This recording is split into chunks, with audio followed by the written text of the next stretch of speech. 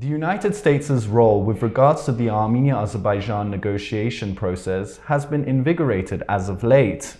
US House Speaker Nancy Pelosi paid a historic visit to Armenia, and the US Secretary of State Anthony Blinken has held numerous telephone conversations and meetings with both the Armenian and Azerbaijani side. Despite this, the OSCE Minsk Group, a body set up in the 90s to work towards a negotiated settlement of the conflict, has been in rough waters. To discuss the Minsk Group's future and US engagement in the region, I'm joined now by former US co-chair to the OSCE Minsk Group, James Warlick. So, Mr. Warlick, thank you very much for your time. Thank you very much for having me on your program. The US has appointed a new co-chair to the OSCE Minsk Group, Philip Rieker. The United States has made it clear that it remains committed to the OSCE Minsk Group format. The Armenian side too has called for any settlement to be done in the format of the OSCE Minsk Group. Having said this, Azerbaijani President Ilham Aliyev has made numerous statements, including one where he said it's time to say goodbye to the OSCE Minsk Group. What challenges do you think Mr. Rieker is facing? And as a former US co-chair, what do you think about the current state of the OSCE Minsk Group? Well, I was very pleased to see that a very senior U.S. diplomat, Ambassador Rieker, was appointed to deal with the conflict. And I have every confidence in him, and he will do an excellent job. It also shows that the United States wants to stay engaged in the region and still believes in the Minsk Group process. I think the question about the Minsk Group is, are the Russians prepared to play a serious and productive role in the Minsk Group? And if so, it can continue to be an important vehicle for bringing about a lasting settlement. The most important thing is not the Minsk Group, but a process. And that could be led by the European Union, the OSCE, or perhaps some other format. Despite President Aliyev's criticisms of the Minsk Group and the co-chairs, and he's had these disagreements for many, many years, it can continue to provide an important mediating role. And if the sides reject that, they need to find another mechanism. And Russia is another permanent co-chair of the group. It is stated through its foreign ministry that since the Russian invasion of Ukraine was launched, that the US and France are no longer cooperating with Russia in this format.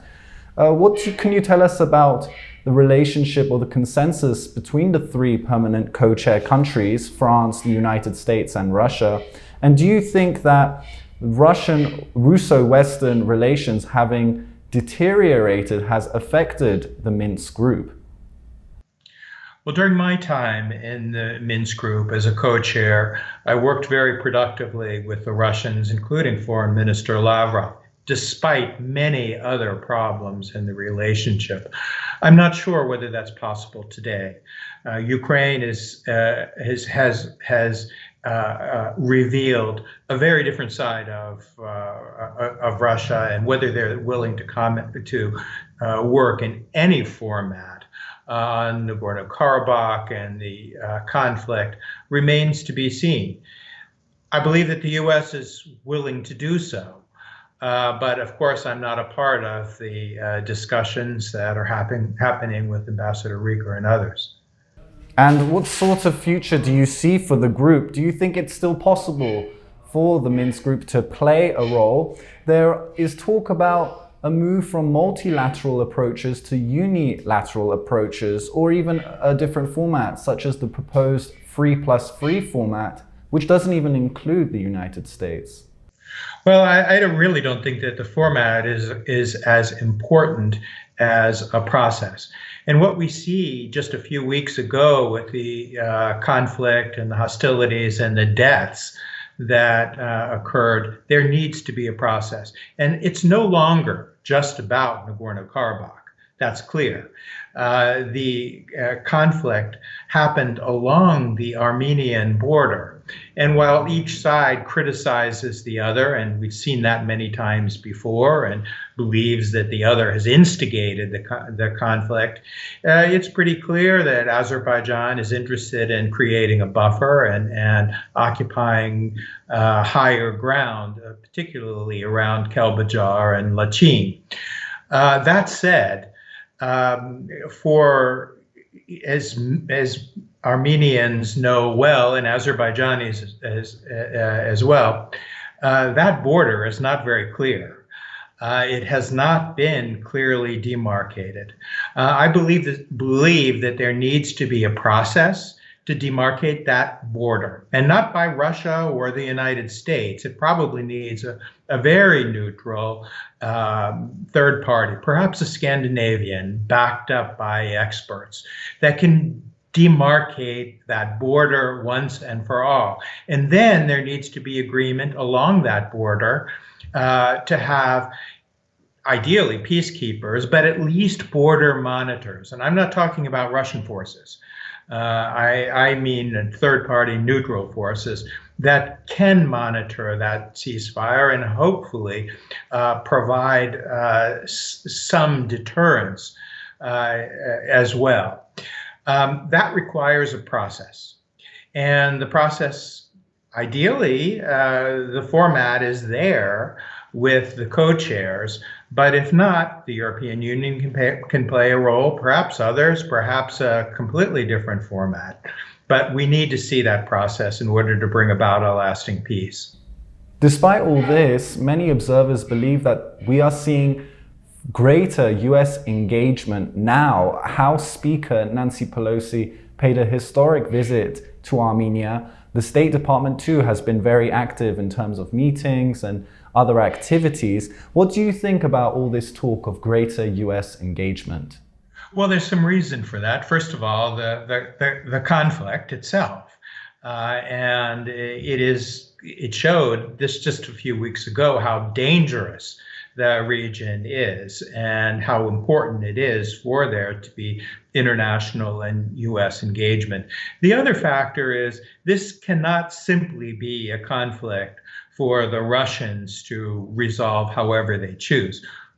They're quite distracted with Ukraine, first of all, but even still, there was never agreement that this was a conflict that would have Russian peacekeepers and that would be resolved by Russian diplomacy. It needs to be an international effort, and it's very encouraging to see that the US has stepped up and is prepared to engage. And do you believe that the United States recognizes that Armenia has vital security arrangements in Russia? Was that the case during your tenure? Has that changed now? And moreover, there are those who say that the Russian peacekeeping contingent in Karabakh has dramatically improved the security environment. My question is, does the US recognize Armenia's complex, yet according to many necessary relationship with Russia with regards to security? We know that very well during my time as co-chair, and especially now. It's a very difficult position that Armenia is in. Armenia relies on Russia for its energy supplies and for its defense. Arms and equipment come from mainly Russia. And that's not going to change. And the energy situation is not going to change. I hope that we will see a time when energy supplies could come from another country, such as Azerbaijan. But that time is not there yet. And we hope that there will be a time, hopefully in the not too distant future, when relations with Turkey have improved sufficiently to allow some cross-border trade. That will reduce the reliance on Russia. But you're absolutely right. This is a very difficult line. The United States recognizes that Armenia is in a very difficult position, and we want to continue to work with Armenia. I would add to that, Azerbaijan is in an equally difficult position. Azerbaijan, of course, has huge energy supplies, but it has a long-standing relationship with Russia, including a military one.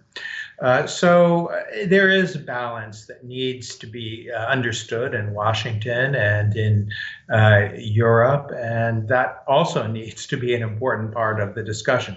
As for Russian peacekeepers, well, ideally we wouldn't have just Russian peacekeepers.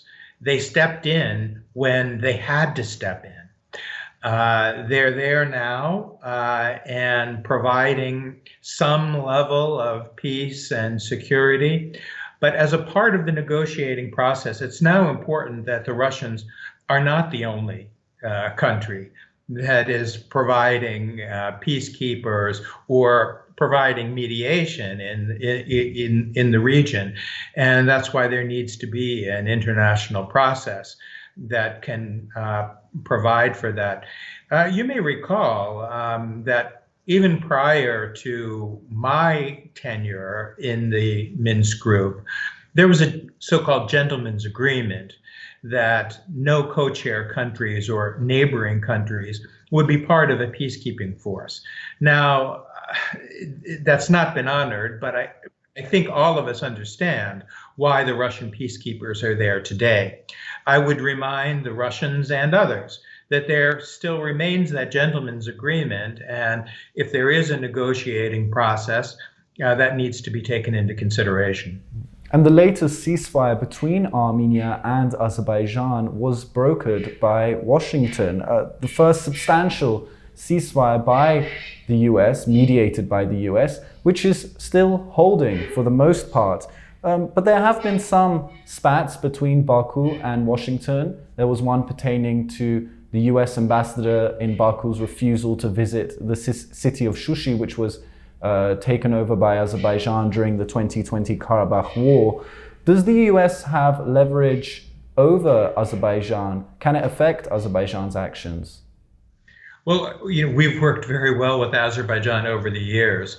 Right now, of course, it's energy issues, but counterterrorism, for example, Iran, a number of issues have been very important in the relationship. And I do think that relations with Azerbaijan are very strong, as they are with Armenia. And I just don't see that changing. Just to come back to Russia for a moment, there's probably no other diplomat that understands the situation in Nagorno-Karabakh and the conflict in Armenia and Azerbaijan better than Foreign Minister Lavrov, who has dealt with this issue for years and years. It's a credit to him that he has been an effective mediator.